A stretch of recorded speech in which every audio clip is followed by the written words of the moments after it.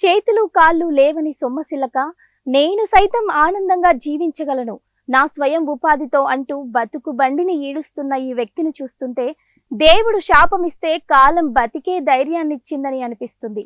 ఈ video social media వేదికపై ఎక్కడి నుండి వచ్చిందో, ఎవరు పోస్ట్ చేశారో తెలియదు, కానీ తనకున్న అంగవైకల్యాన్ని అధిగమిస్తూ ఛాలెంజింగ్ గా ఒక చిన్న చెక్క తోపుడు బండిపై చేతులతో ముందుకు ఈడ్చుకుంటూ చిన్న చిన్న సరుకులు అమ్ముతూ జీవిస్తున్నారు.